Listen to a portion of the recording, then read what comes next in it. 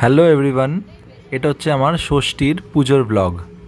আমরা এই দিনে বেসিক নর্থ আর সেন্ট্রালের কিছু ঠাকুর দেখেছিলাম। এই প্রথমেরটা শুরু করছি শিকদার বাগান থেকে।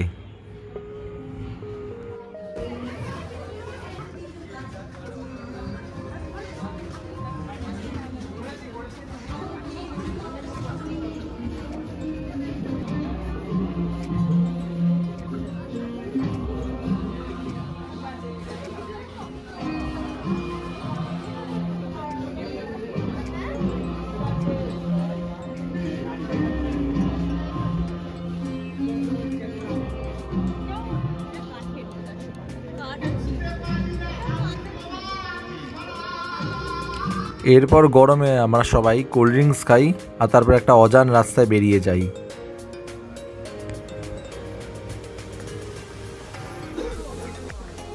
এই অজান রাস্তায় অনেকক্ষণ চলার পর আমরা পৌঁছাই হাতিবাগান সর্বজনীন ক্লাব।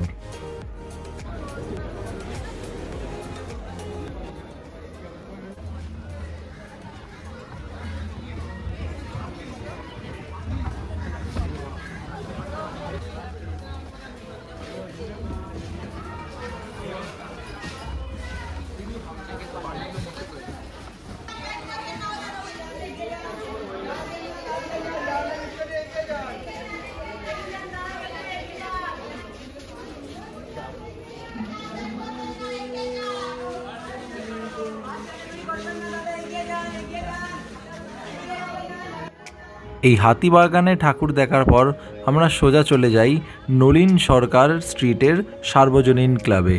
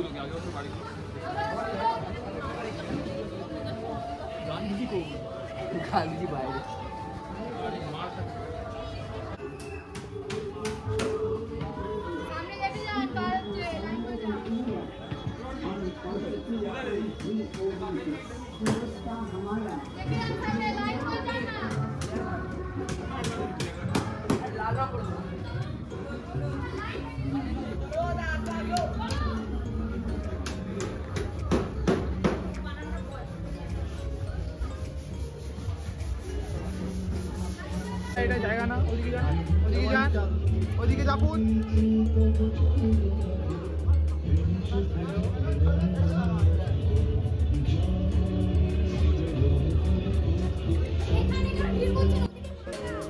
এত ঠাকুর দেখা আর হাঁটাহাঁটি করে খিদেটাও বেশ ভালো পেয়েছিল। এই জন্য সেখান থেকে আমরা সোজা চলে যাই আর্সেলানে।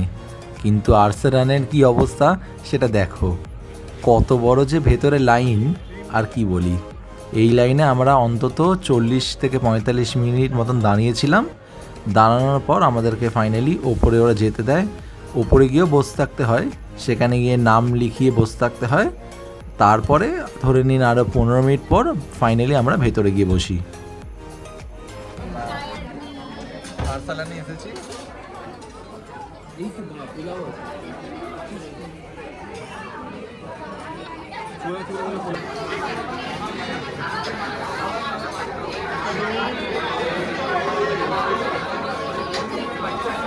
আমাদের খাবার এসে গেছে, দেখাবো। এটা হচ্ছে মাটন বিরিয়ানি, স্পেশাল বিরিয়ানি, তাই এগও আছে, এগটা ও নিয়েছে। ওটা ডিম আছে কিনা দেখো দেখো। আর এটা হচ্ছে হরিয়ানি কাবাব, একটু বেশি হারিয়ারি দিয়েছে, খেয়ে দেখবো কেমন। আর এটা হচ্ছে মাটন গুঁড়ে ভুনা কাবাব, হ্যাঁ মশালা।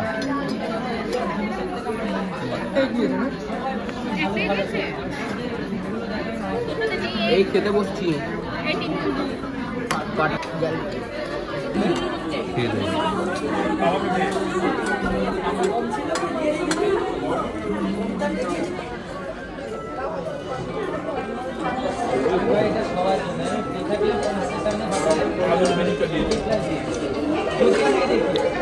ভালো খেতে এটা,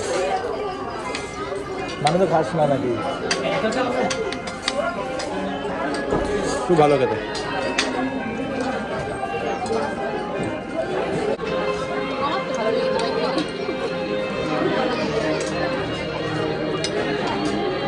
খুবই ভালো খেতে,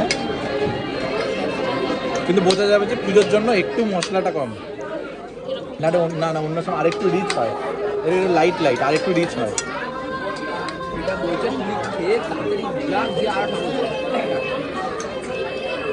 কিন্তু এত হেঁটে আসার পর ভাল লাগবে।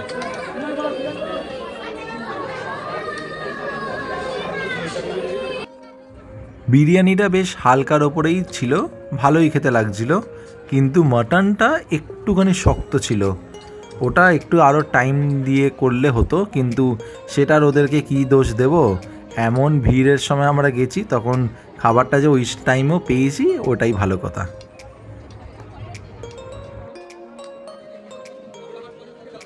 সাথে যে আমরা সাইড ডিশ নিয়েছিলাম এই মাটন ভুনাটা, এটা রিলেটিভলি অনেক ভালো খেতে। মাটনটা খুবই সফট আর ভেতর অবধি একদম মানে স্পাইসগুলো ঢুকেছে। এইটার গ্রেভির সাথে ভাতটা খেতে ওটা সত্যিই ভালো লাগছিল।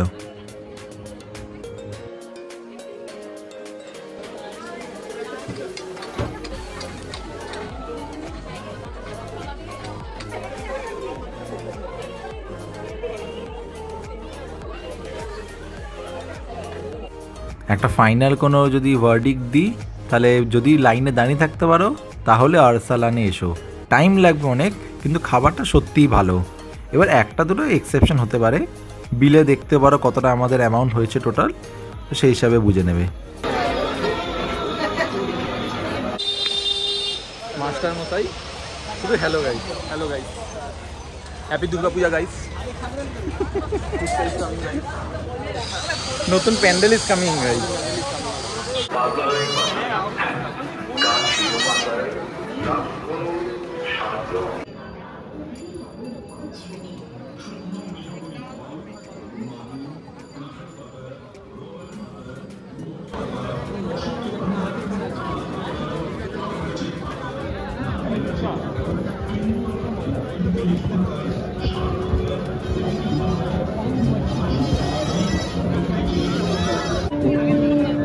যেখানে প্রকৃতি নিজেই উঠে আসে আর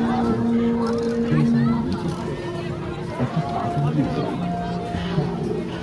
ক্ষণস্থায়ী অথচ অবিস্মরণীয় সম্প্রতি পাতার ছায়ায় দাঁড়িয়ে আজ আমরা হাতটার দিকে তাকাই।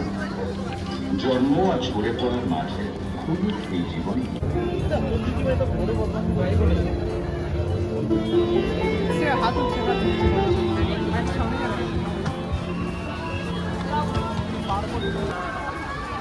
রঘু রঘু রঘু রঘু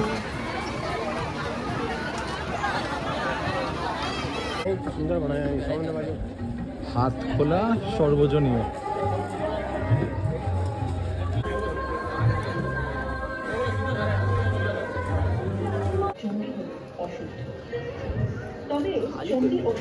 হ্যাঁ ভালোই তো, গলির মধ্যে বলে খালি। সেখানে বলা আছে রাবণ রামের পুজোর কথা জানতে পেরে সন্তুষ্ট, তাই দেবীর কৃপা পেতে তিনি ডাক পাঠালেন দেবগুরু বৃহস্পতিকে।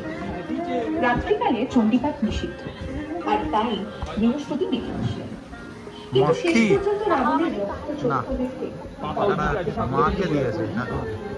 আর তখনই মাছের রূপ ধারণ করে সেখানে হাজির হন।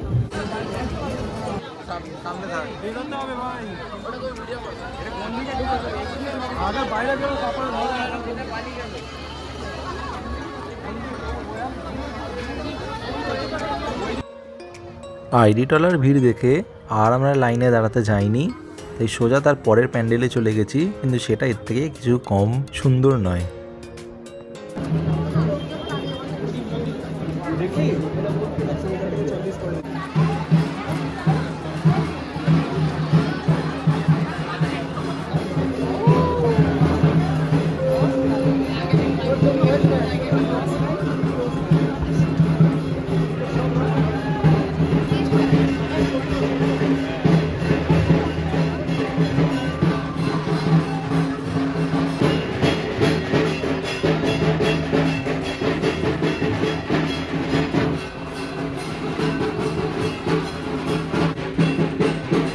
এটার সাথেই আমাদের ষষ্ঠীর ঠাকুর দেখা শেষ হয়।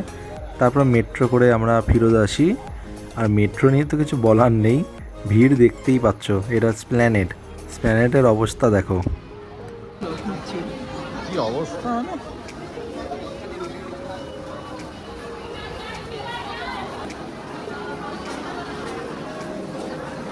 যাই হোক, এইখান থেকে আমরা চলে আসি ময়দানে। ময়দান থেকে আমি তারপর নিজের বাড়ি চলে আসি।